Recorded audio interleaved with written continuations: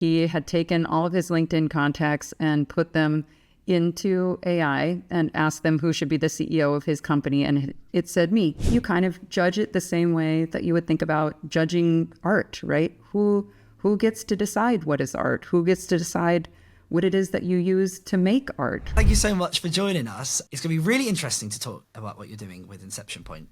We talked a little bit about it on the podcast before, but before we get into it, because I think James and I, we have slightly different opinions about a lot of stuff with AI, and probably about this as well. But we know you've got this fantastic career in the media world. And before we get into what you're doing right now, could you just quickly touch upon some of the stuff you've done before Inception Point? Well, I'm an entertainment and media lawyer by background. So I went to law school, practiced entertainment and media law for 6 or 7 years in IP. And then I went to start working with tech companies.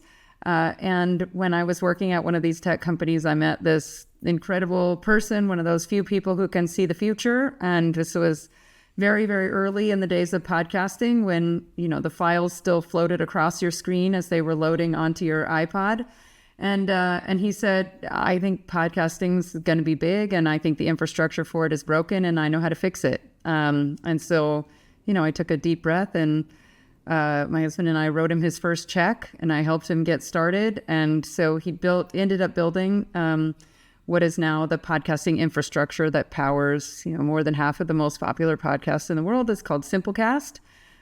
So I ended up co-founding Simplecast. We grew it and we sold it to SiriusXM just the very beginning of the pandemic in 2020.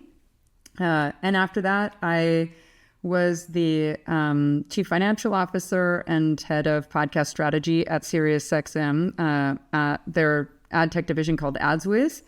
Until Amazon recruited me over when they acquired Wondery. And so then I joined the team as the COO of Wondery, leading revenue, operations, licensing strategy, all those kinds of things, until about 1.5 years ago when I got the itch to build again. Excited about everything that was happening in AI and, tired of working for big companies and all the things that come with working for big companies.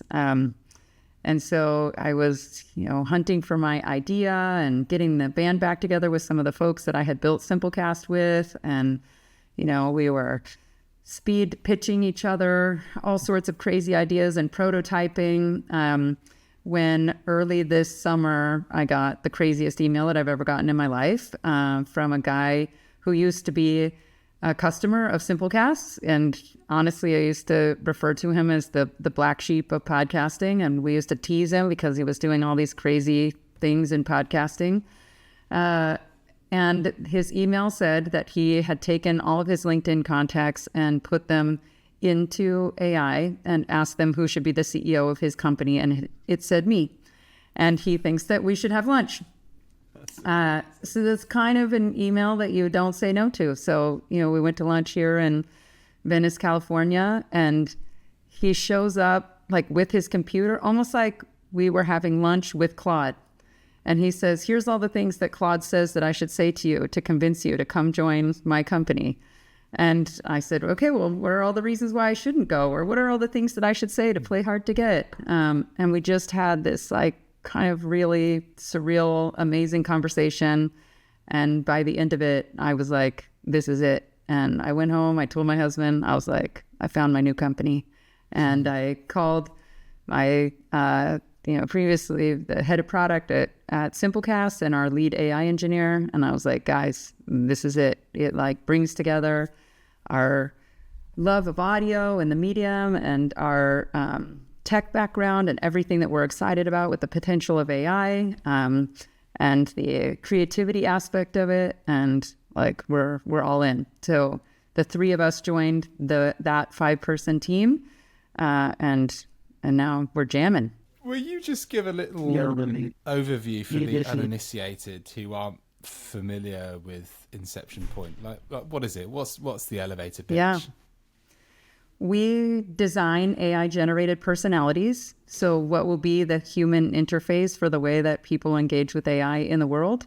And we design the AI-generated content on behalf of those personalities. So for right now, think AI generated influencers, podcast hosts, radio hosts. We design them from scratch as if they are people, and then we release them into the world and we monetize them the same way that influencers, podcast hosts, radio hosts, etc. monetize. So I've made some pretty bold claims that we will build like the next Oprah, the next Alex Cooper, the next Joe Rogan, the next Mr. Beast. We think that those will be AI generated. And we're doing it in a number of different platforms, but we started in audio really because that's where the AI tools were best first. And that was our background and experience. So you're making a lot of headlines as well with the kind of the audio claims and the I guess the general concept of the product. I mean, the plan is to pump out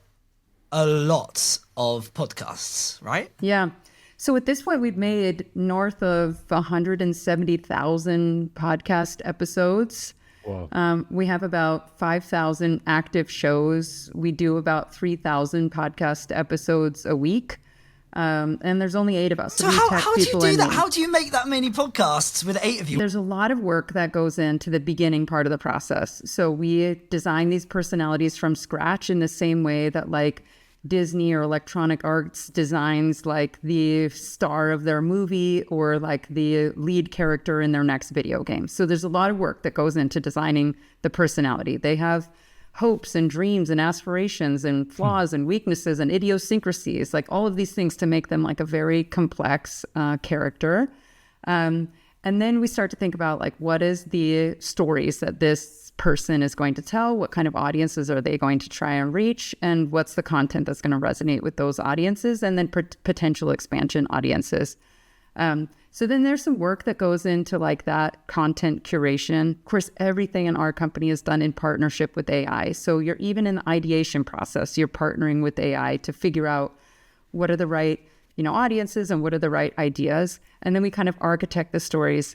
And then our tech team works in companion with our creative team, and they go behind them and they automate every single thing that they can automate as part of that process. And that's why now the overwhelming majority of the content that we release is end to end. There's no longer any human in the loop, right? I mean, if we're releasing, there's only 8 of us and we're releasing 3,000 episodes a week. I mean, there's no way that we're able to even review it all before it goes out the door. That it has all been automated. And on the podcasting side, we automate first.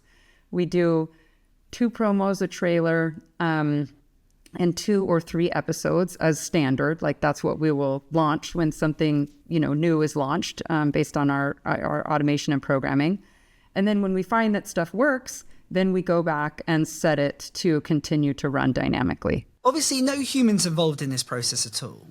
What's stopping that issue? What's stopping the AI involved hallucinating, maybe putting something out there that's infactual, no human in the way to kind of quality control, fact check, etc.? How do you and can you stop that issue from occurring? Yeah, you're never going to be able to stop it completely, but we take a lot of efforts to really mitigate the risks almost down to zero. So we're pulling from multiple different LLMs and we're instructing that they cross-check against each other. And then we identify and are pulling from other individual data sources, and we can identify a certain data source as a single source of truth, right? So if we're going to do something, if our weatherman personality is going to do something on the weather, we're pulling from a number of different places, and then we might look at here in the US, like the National Weather Association, as the single source of truth, that if anything is contradictory, you will look to this, and this will be the facts that you report, okay? But still, sometimes we're going to get things wrong. So we have, a process where if anybody lets us know that something was, inaccurate, there was even if something was, implied inaccuracy, like we will, other content creators will go back and identify that a mistake was made. We will make the change and we will notify people that we have made a correction. It's actually not something that I worry about very much because we have reduced this risk so significantly. The thing that I do still worry about is that, especially because we are designing these personalities with complexity and in particular giving them humor and sense and some flaws and weaknesses, it our personalities don't always strike the exact right tone. And so this is why we have to date really steered away from doing like what we call hard news and hard politics. Because sometimes, you'll get a personality that, takes lightly a comment about the war in Ukraine, right? Or something like that, where it's like, oh, that just is really going to be a turnoff for the audience because they're not matching the right emotion or tone or, humor timing with the appropriate topic. And so stuff that we risk rate everything. And so stuff that approaches something that's going to be more controversial or, that leans more news or politics, we do have a human review before it goes out the door. So like 2 weeks ago, we did a show on measles, right? And we're very just sticking to like the facts on measles. But today, even the facts on measles in the US, sadly, can be political or controversial, right? And so before we release an episode like that, somebody on our team is reviewing it to make sure that, not only is it accurate, but that we're like striking the right tones around that topic. There are other personalities, podcasters who are intentionally misleading people on this, and we're not calling for them to be held accountable. So it's almost like kind of what's the difference? Yeah, I mean, we see that across the industry, right? I mean, the safety ratings for self-driving cars need to be so much higher than you would have for somebody getting their driver's license, right? We are holding AI to a different standard, and to a large degree, I think that's fair, right? This is new technology. Like we're all figuring it out. There's a ton of money and power and other interests going into this technology. It's not like you can understand that the regular person on a day-to-day basis understands the nuances of how it works and how it was programmed and all the data sources that are going into it. So I think it's okay to have a level of skepticism and to expect the standards to be higher, right? I'm okay with that. We had a guest on a couple of weeks ago on our podcast, and they used the phrase the sloppening. There is a lot of AI generated content which is being pumped out across the internet.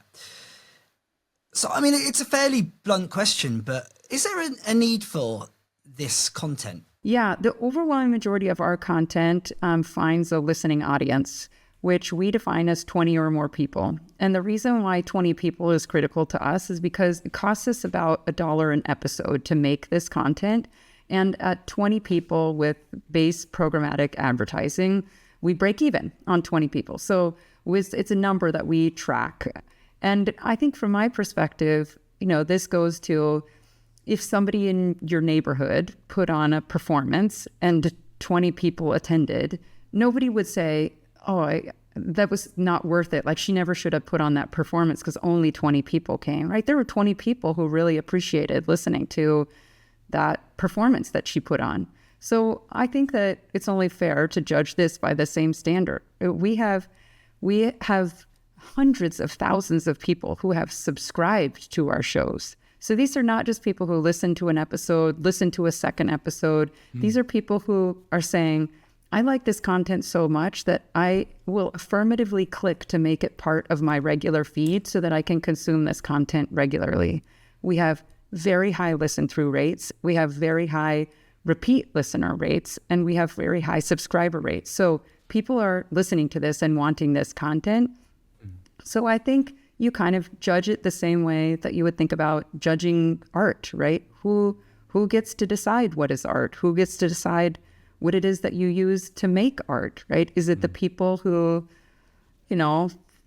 maybe have a self-interest in there not being room for other people to make art using these tools? I don't know. When Disney first came out, they made lots of these same contents about animation in the early days. Like, this isn't a serious medium. This isn't fine art. This is never going to be commercially viable. They're never going to be able to tell, real stories with this medium. And of course now nobody thinks that. So part of it is just the fact that it's new and different, and there's a lot of people who don't yet know how to use these tools. It's so interesting. It's so complex, and it's fascinating hearing your point of view. I think I won't get into the debate about whether art needs humanity to be truly creative. I probably do side.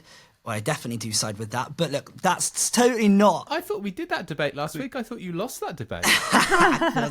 Well, to be continued on that one. Yeah. What I do want to know though is what your opinion is. Firstly, on the likes of Spotify removing many AI tracks, music tracks, and music artists from their platform, and also if you're worried that the likes of Apple Podcasts will do and Spotify will do the same in this space. So we've been engaging with the platforms. We're very AI transparent, right? We say both in our show notes and in a oral disclosure, which is great. Yeah, that this is AI, so people know what it is that they're listening to. So I think a lot of the rules and regulations have been around people who are trying to release stuff without in a way that I think is deceptive to people as to what it is. I also think, they're very appropriately throttling content onto their platform so that they don't get flooded with people who are, as you were saying, James, just like clicking a button and just make it and distribute it, right? From our perspective, what we're doing is very creative. We have people who are very involved, certainly in the beginning of the process, as I was describing. And we take a lot of efforts to put into our show art and to make it exceptional quality so that people come and enjoy and want to stay and want to continue listening, and then will like our hosts so much that they follow them on Instagram and they want to take their recommendations for things that they should shop for over the holidays, right? All of these things. So it's very different than an approach of just like click, click, click, click, click, and try and post it up and see if I can make a few bucks on, Spotify's ad platform. When you were talking about creating some of these characters, you talked about giving them flaws and weaknesses, which I loved. Why is it important that they have those? I mean, really, it was about a year ago. It was a big aha moment for us. And I think on reflection, it seems obvious, but people don't like perfect people. And in fact, they kind of hate them.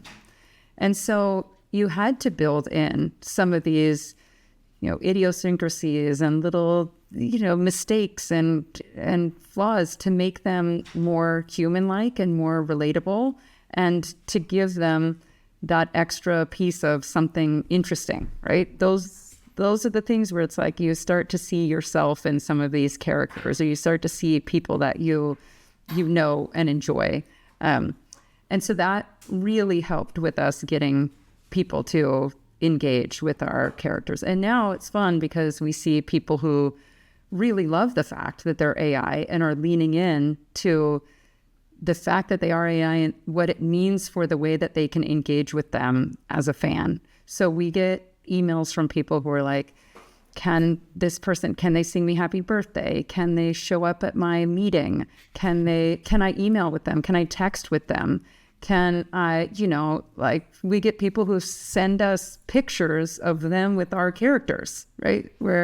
So it's a fun way that people are starting to see these characters as like more easily engaging with them in their life because they are AI. How do you or would you pitch to persuade advertisers from moving away from investing their money in that trust and that human connection that audio is renowned for?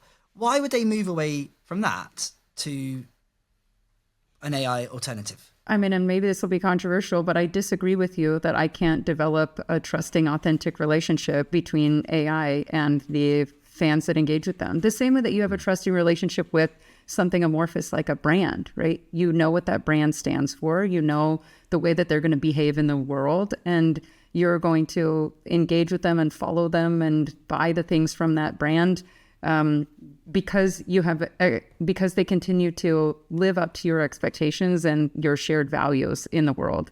So we think about that when we design our characters. We take efforts to not betray the trust of our audiences, right? So we think about what kinds of brands might engage with this character, with this audience.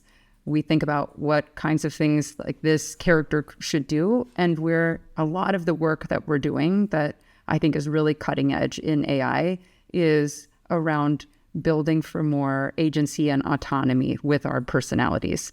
So right now we're doing something that's called clean slate prompting, meaning that every time one of our characters does new content, whether it's a podcast or whether it's an Instagram post, they're pulling from our system the core basis of what we have designed around this personality. And every time it goes back and pulls from that core. So the reason why that's an advantage to us is that we can very consistently make sure that our personalities are the way that we designed them into the world.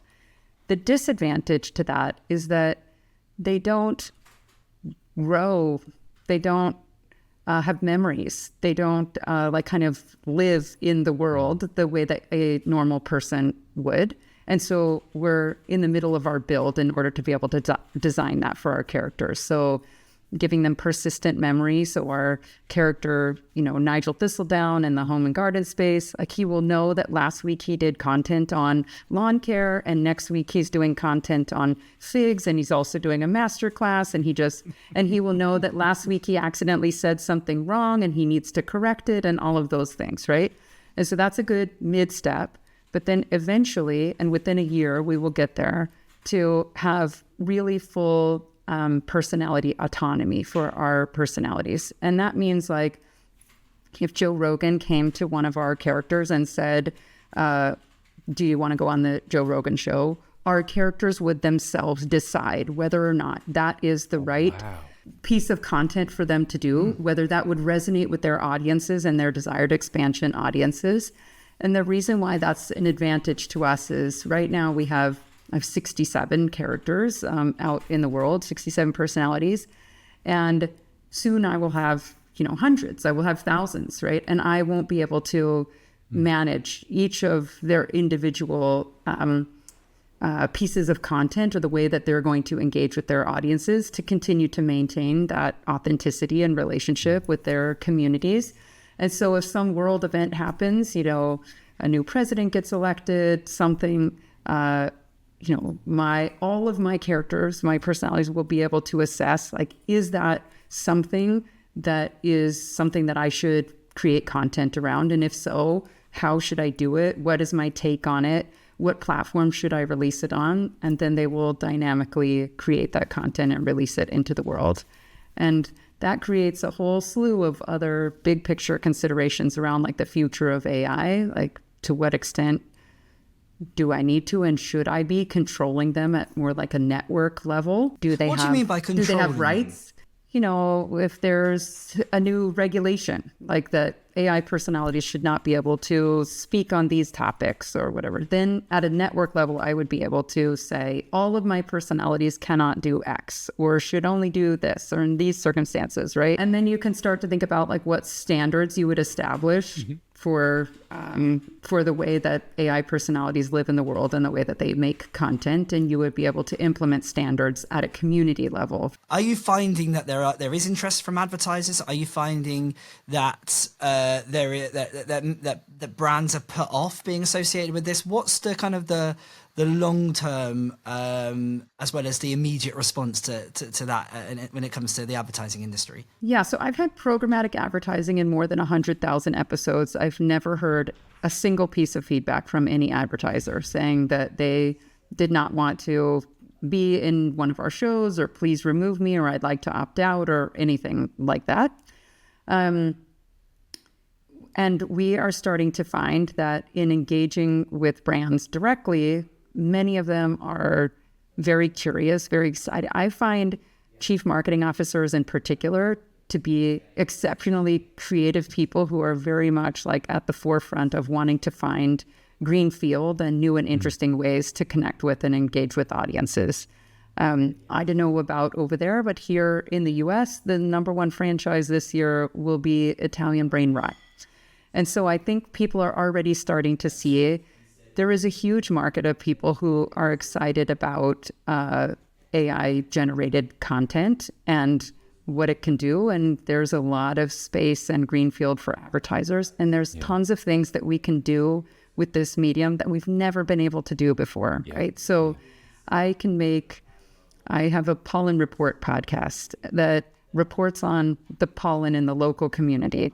And maybe only 20, 30, 40 people listen to that podcast, but I can make 500 different versions of that podcast. And then I can bundle it up and I can take that content and give it to an allergy medicine manufacturer who really cares about reaching people who care about what the pollen is every single day in local communities around the country, right? We've never been able to do anything like that in podcasting before. And CMOs, of course, will be thinking about across the whole slate. And is it AI, is it human, is a bit of a misnomer, I think. Like, is it suitable? Is it safe for my brand? Tick. I think the thing they're really thinking about is, does it work? If it didn't work, they're not going to invest in it, whether you're a human or it's AI. It's kind of, and look at all you can do to like personalize it, to localize it, to you can colloquialize it, you can change the emotion in it, you can dynamically do it in response to any event, any mood, any weather, anything, right? This is you're making in so many ways like this highly personalized content that speaks to a consumer in a totally different way than we've been able to do before. Would you be open to a brand coming and saying, look, create us some sort of brand ambassador, create us a personality that is specific to our brand? We are in beta testing with one brand doing just that right now, which is, I think, really cool and fun. And since we debuted about a month ago, we got hundreds of emails for people emailing us with all sorts of content ideas. And some of those were brands, some of those were governments, some of those were nonprofits asking if we could make digital brand ambassadors for a particular purpose. And that's really interesting and fun. I think the way that people in the future will engage with AI is through a human-like personality. Like, you think about robotics, you think about your therapist, your doctor, all of these AI interfaces that will be given a human-like personality, and we will have the data, the experience, the expertise in designing those personalities. Since launch, the business has had quite a negative response from audio creators.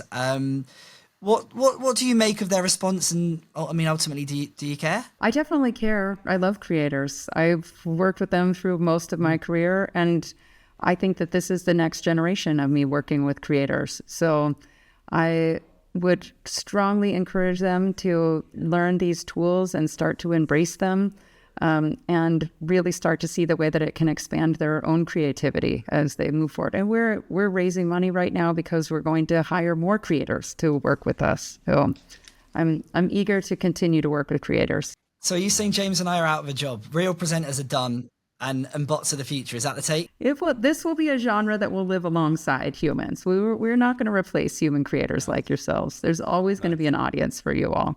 Amazing. We really appreciate your time. Thank you so much for joining us. Yeah, of course.